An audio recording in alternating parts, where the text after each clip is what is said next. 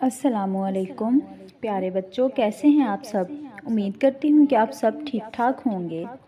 کائیں کائیں کرتے ہوئے کالے رنگ کے پرندے کو تو آپ سب ہی جانتے ہوں گے۔ جی ہاں، آپ بالکل ٹھیک سمجھے، ہم آپ سے کوے کی ہی بات کر رہے ہیں۔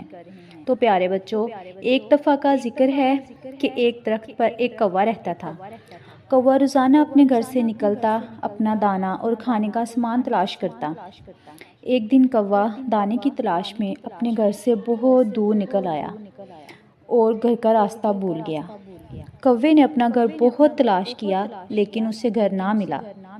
آخر کار تھک کر بیٹھ گیا اور کوے کو بہت سخت پیاس بھی لگ گئی اور گرمی بھی اتنی زیادہ تھی۔ کوے نے ہر جگہ پانی تلاش کیا لیکن اسے پانی بھی نہ ملا۔ اچانک کوے کی نظر ایک کنویں پر پڑی۔ کوا فوری جا کے کنویں پر اترا اور بہت خوش ہوا، لیکن جب اس نے کنویں میں دیکھا تو یہ کیا، کنواں تو بالکل سوکھا پڑا تھا، کنویں میں تو پانی نہیں تھا۔ کوا مزید پریشان ہو گیا اور اسی پریشانی کے عالم میں اس کی نظر اچانک ایک پانی کے مٹکے پر پڑی۔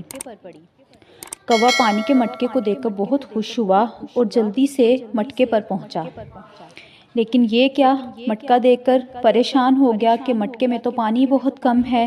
پانی اتنا کم ہے کہ کوے کی چونچ پانی تک نہیں پہنچ سکتی، جس وجہ سے کوا پانی پی نہیں سکتا۔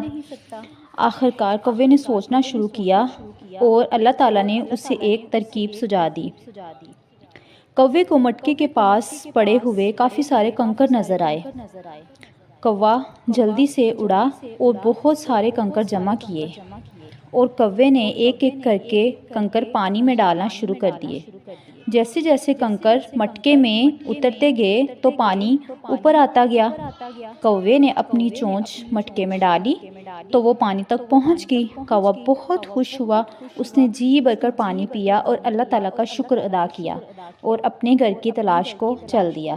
تو پیارے بچوں، آج کی اس کہانی سے آپ کو کیا سبق ملا؟ آپ کو یہ سبق کہ جیسے بھی حالات ہو، انسان کو بالکل بھی ہمت نہیں ہارنی چاہیے، کوشش کرتے رہنے چاہیے۔ اللہ تعالیٰ کوشش کرنے والوں اور محنت کرنے والوں کے ساتھ ہے۔ تو پیارے بچوں، اللہ حافظ۔